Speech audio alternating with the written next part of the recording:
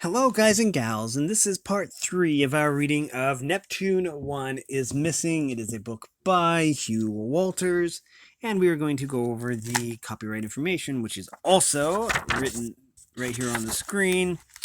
It is copyright 1969 by Hugh Walters. This is a first American printing. It says all rights reserved, including the right of reproduction, the right to reproduce this book or portions therefor in any form. So, anyways, in the last part, the 4 astronauts set off and set about their chores. They are on their way to Neptune, and it went into some pretty rich details about the method and the methodology and the tasks they had to do, such as running the atomic motor and so forth. So we are going, and they retired for the night to their contour couches, which will eventually serve as hypothermia beds, I believe, so they can endure the long space flight. Anyways, we are going to pick up where we left off, starting with Chapter 4. As usual, Chris was the first to awake. He swung off his couch and promptly bumped against the cabin wall. It takes a few minutes to become accustomed to low gravity again after sleep. A quick tour of the principal instruments showed him that all was well. The ship was hurtling along at over 155,000 miles an hour, though this speed was but a fraction of the tremendous velocity that would be built up over the next few weeks. The atomic motor was pressing Neptune 1 forward at a speed increasing by 12,000 miles per hour for each hour that passed. When he'd completed his preliminary inspection, Chris called up the Cape. There was now a delay of 18 seconds between message and answer.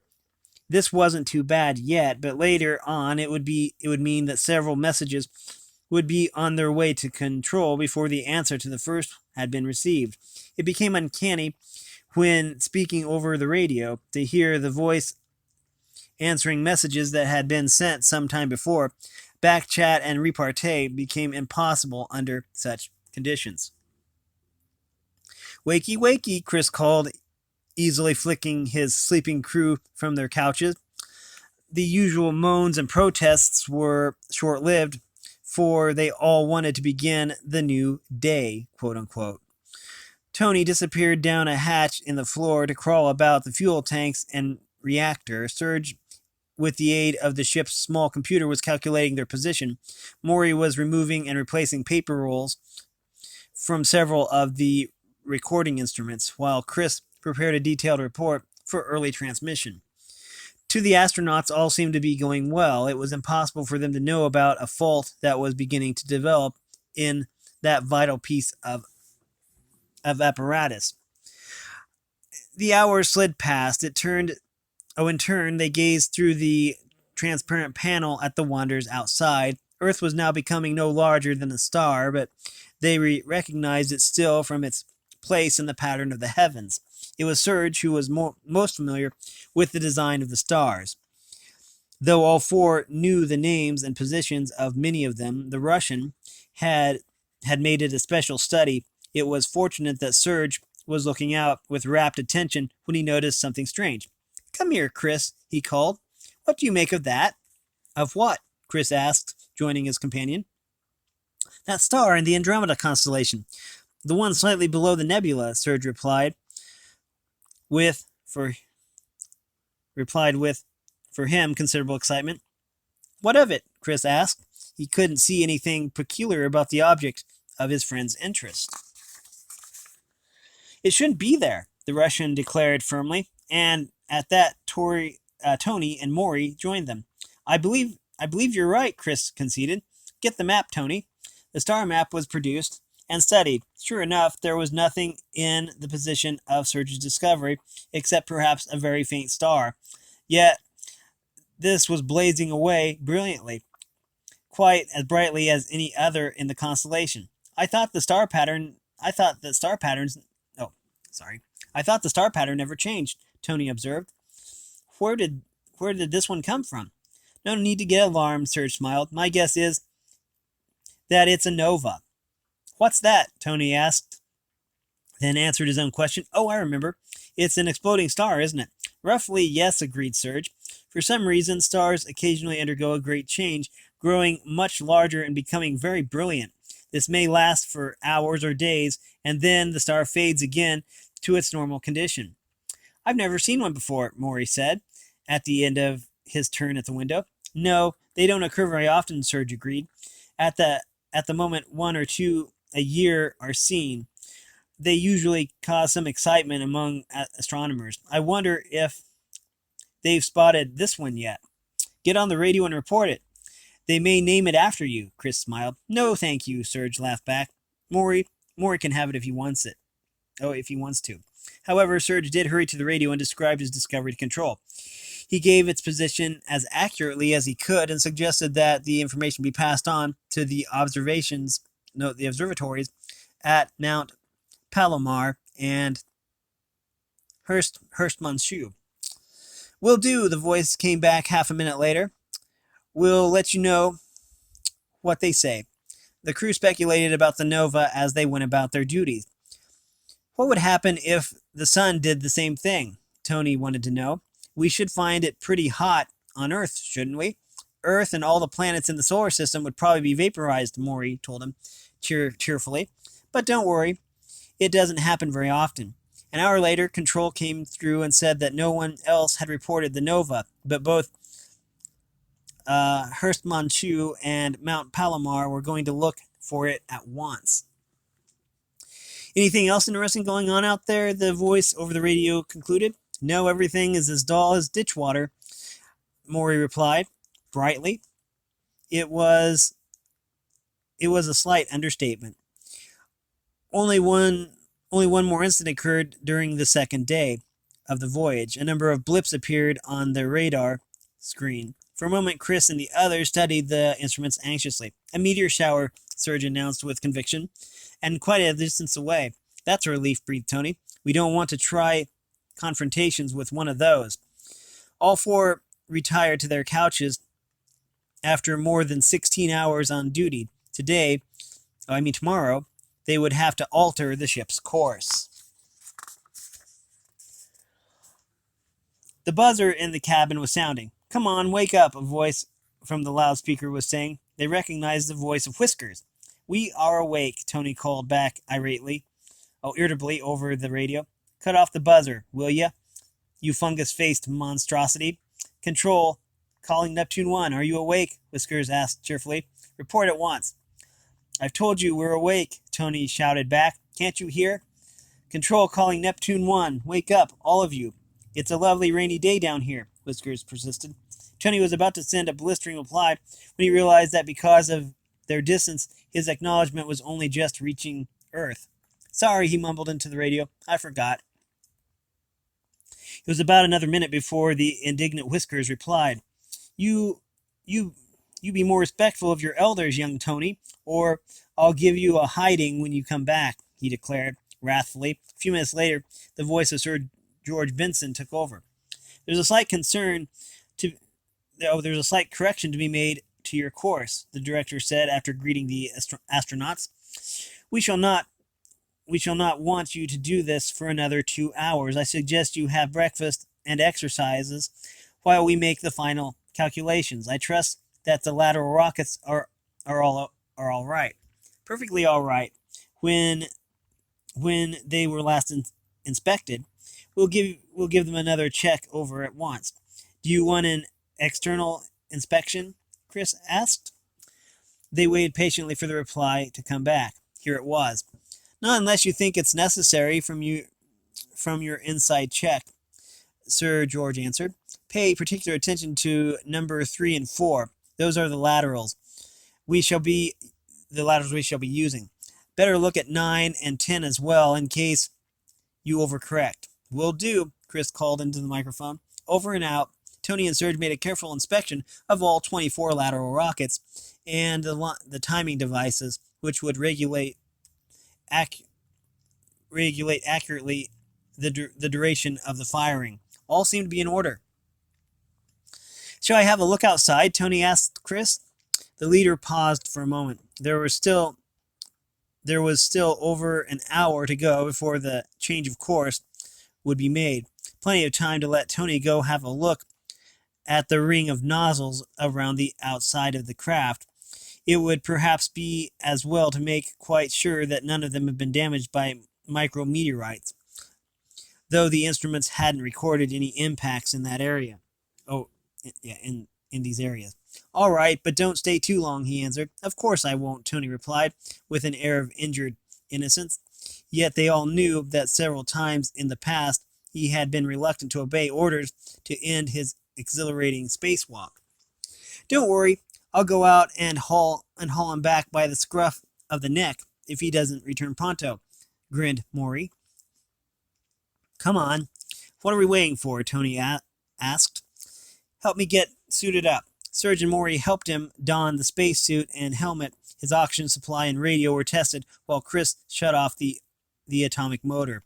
This was essential for Tony would have been left behind if the ship had still been under thrust. As it was, he would float alongside it, making his way about by short bursts from compressed air jets. It would have been dangerous for anyone to be outside the ship while the atomic motor was operating. Suits were not designed to protect wearers from the considerable radiation it emitted. Ready? Asked Maury over the radio. Tony could be seen to nod his head inside the helmet. Yes, I'm ready, the radio called back. Will you see me through the airlock? Tony was now wearing boots with strong magnetic soles.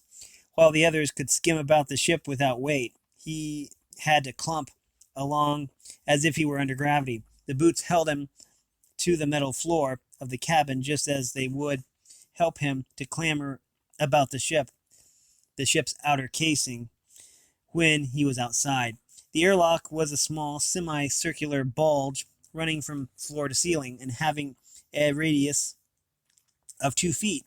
A heavily clamped door led into it from the cabin. Tony stepped through as soon as Serge had swung it open. Just before the door was closed after him, Chris took the microphone. Come in as soon as I give you a call. Report if you find anything so that I can pass it on to control. We'll have to tell them pretty quickly if it's likely to affect the program. Understood? He asked. They could see Tony grinning as he gave the thumbs up sign. Don't worry about me, Chris. I'll come in like a lamb as soon as you call, he promised. Maury swung the door to and twisted the clamp tightly. A few seconds later, a red light winked over the door. This was a signal that Tony was ready for the outer door to be opened. Serge pulled the switch and the light went out. The outer door was opened and Tony was free to step out onto into boundless space. As the limitless void opened before him, Tony drew in a deep breath. Though he'd moved about in it scores of times before, it gave him a thrill to step out into emptiness. So much so that he almost forgot to attach his safety line as required by regulations. Sometimes Tony was very tempted to leave the line alone so that he could be completely unfettered in space, but he knew what a serious offense this would be, so he clipped the end of his line to a loop in the ship's wall and stepped outside. The momentum of his stride carried Tony away from Neptune 1. Because the airlock had been on the side nearest the sun, he could see the whole length of the ship illuminated as he floated gently away. There was no sensation of motion. Both he and the ship seemed poised and still, except for Tony's slow drift from the airlock. All around, separated from him by only his helmet and suit, lay the dark spangle of space, the distant glittering suns, perhaps each the creator of life, shone steadily from their far-off realms. Though Tony was no poet, the utter grandeur of the scene silenced him effectively. A slight jerk as he stretched the lifeline to its fullest extent awoke him from his rapture. Are you all right? The voice of Chris was asking urgently over the radio. Sorry, Chris. I was admiring the scenery, Tony called back petulantly. I should think so, his leader grumbled. I've called you half a dozen times while you were daydreaming. You've got a job to do, remember? At, at once, it's as good as done, Tony declared as he released a tiny burst from his jet gun. Like a piece of thistledown, he floated back to the ship and promptly attached himself to the hull with his magnetic boots. It took an effort of will to refrain from turning his gaze back to the entrancing scene around him and to concentrate on the task at hand. The nozzles of the lateral rockets were in a ring around the hull, about 2 yards below the airlock. Each was 2.5 inches in diameter. Strange that from these small apertures could come sufficient thrust to nudge the giant spaceship on a new course. Tony examined each one carefully, apart from a slight scouring from interspatial dust. Each of the 12 nozzles seemed in perfect order. He reported this over the radio to Chris, who immediately sent the message on its way to control. Tony, with some reluctance, pulled at the safety line until he was back at the airlock. As he climbed inside, he couldn't help but thinking how marvelous it would be to float about in space for hours and hours. Good job. You didn't do too much space dreaming, Maury observed as he helped to remove the mechanic's helmet. We haven't too much time left. Tony had hardly finished removing and stowing away his equipment before their instructions came from the Cape. They went to fire number 3 for 3.8 seconds and number 4 for 1.2 seconds. That should be sufficient to make the required correction to their flight path. The maneuver was to be made in 12 minutes' time, and that the atomic motor was to be restarted, and if all went well, that would be all the crew would have to do until they retired to the quote-unquote fridge. I could have stayed outside another few minutes, Tony grumbled, but Chris only gave him a playful push towards the timing devices. All went well with the operation. The lateral rockets fired perfectly, and the timing was accurate. No further correction was necessary, so the crew were able to congratulate themselves on doing a good job. The atomic motor was restarted, and Neptune 1 resumed its constantly accelerating flight to the distant planet. I think we might have a small celebration, Chris declared. Get out one of the special food packs, Tony. Tony jumped to obey. After the slightly monotonous everyday fare, the opening of one of the special packs was quite an occasion. Tony slid 4 foil-wrapped trays into the infrared heater to heat up the contents. Lunch is served, he called a few minutes later. Lunch? I make it 5 o'clock in the afternoon, Serge pointed out. Who cares, laughed Tony. Come and get it. It was a good meal. Everything seemed to be going so well. Not a single problem on the flight so far. It seemed too good to last. Okay, let's see here. 18 minutes, okay. Chapter 5. Disaster for the crew was already on its way. While waiting to hear from control whether they had broken orbit correctly, Chris was drumming his fingers impatiently on the hypothermia controls. This intricate mechanism, housed in a steel case along the cabin wall, controlled the operations and timing of the complete hypothermia process. It was responsible for setting in motion the freezing of the astronauts, for maintaining this state over a long period, and for defrosting and bringing them back to life after a predetermined time. While the hypo controls were completely automatic, it could act on instructions received from the Cape if necessary. This was a built-in safeguard to reduce the risk to the crew. If something happened, control could send a signal to the automatic apparatus, which would then restore the crew to consciousness from their state of suspended animation.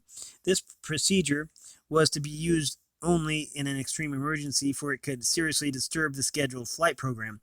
For some unaccountable reason, there was a loose connection along the hundreds of wires that were housed within the hypo control casing. This was in spite of rigorous checks before the flight began, but whether the fault arose from bad workmanship or whether it had been caused by the stress of the launching would never be known. Chris's impatient tattoo caused the final break. Now the crew settled down to what was to them dull routine. Every 3 hours, they would report to control and transmit the data they had collected. The atomic motor was forcing them steadily along, and the communication time lag was increasing with every message they sent.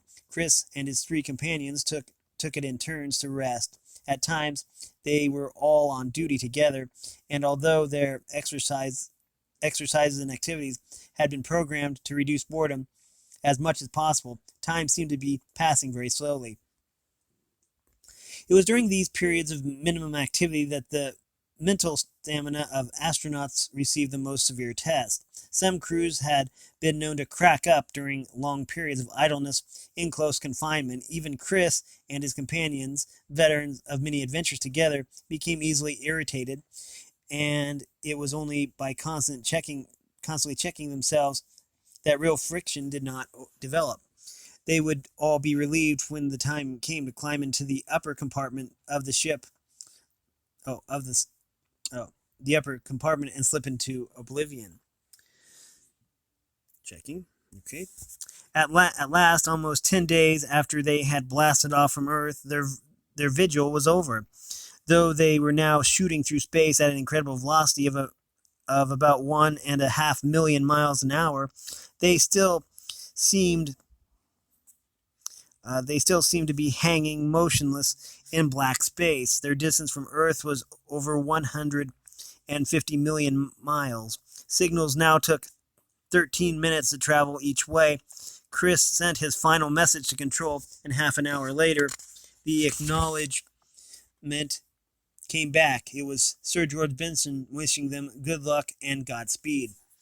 A final look around the cabin seemed to indicate that all was in order, and Chris gave the command to switch everything onto automatic. One by one, they climbed up the metal ladder into the quote-unquote fridge. The last to enter, Maury, closed a hatch behind them, and with a few words to each other, they climbed onto their couches. Unlike the couches in the cabin below, these were of steel. Before they settled into them, each of the astronauts gave himself an injection of a special fluid that would keep the blood from freezing solid while they were under hypothermia. Then Chris pressed the switch and activated the automatic apparatus in the cabin below, and they all lay back silently to await the results. In a few seconds, or so it would seem, they would wake up and have no recollection of the long period of unconsciousness. When they had their first experience of hypothermia, they had refused to believe that they'd lost consciousness at all. They had insisted that they were still waiting for the process to begin. Only after seeing irrefutable evidence had they accepted the lapse of time. Subsequent experiences had been the same, so now they lay confidently expecting to find themselves approaching the great planet almost at once. The long intervening weeks would be as if they had never existed. By now there had been a distinct drop in temperature, and the waiting astronauts gave a slight shiver. An observer would have seen them lose color and their respirations slow down. Then all signs of life disappeared, and only a very slight heart pulse, maintained by a tiny instrument embedded in their forearm, distinguished them from corpses. The hypothermia was complete. Less than 2 hours after the crew had sealed themselves in the fridge and had started their long sleep, a very faint wisp of smoke rose from the automatic control apparatus. It was so slight that it is doubtful whether even had they still been in the cabin, the crew would have detected it. Neptune 1 rushed steadily on. Its radio signal was going out regularly, and the Cape was very happy about its performance. The atomic motor had now been switched off by a signal from control, and would not be restarted for many weeks. When eventually the radio command was received, the motor would start up once more, but this time the gentle thrust would be diverted in the opposite direction. This time the ion drive would be slowly decelerating the ship in preparation for the approach to its goal. Chris lay wondering what it would be like to take a close look at the giant planet. As he waited for the hypothermia to begin, he told himself that in what would seem to be a few moments more, he would know the answer. But for the slight chill that he felt, he couldn't tell whether or not the freezing was over.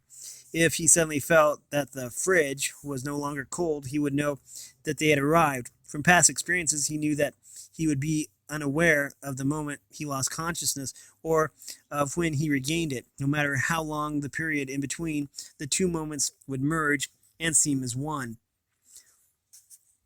The cabin was suddenly filled with dense smoke, and Chris began coughing violently. Seconds later, he could hear his three companions doing the same. Where had the smoke come from? Why had it appeared so suddenly?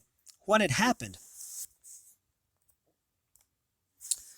As choking, he struggled up from his couch, the answer struck Chris in a blinding flash. The smoke had seemed to appear suddenly because they had just awoken from hypothermia. The ship was on fire, and the smoke had come from that.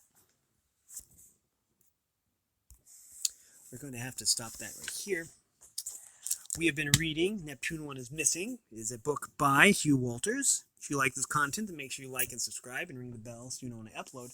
Also, if you want to support me in any way, or if you want to join the Discord server, all that information will be in the description below. As always, thanks for watching, everyone, and have a great day.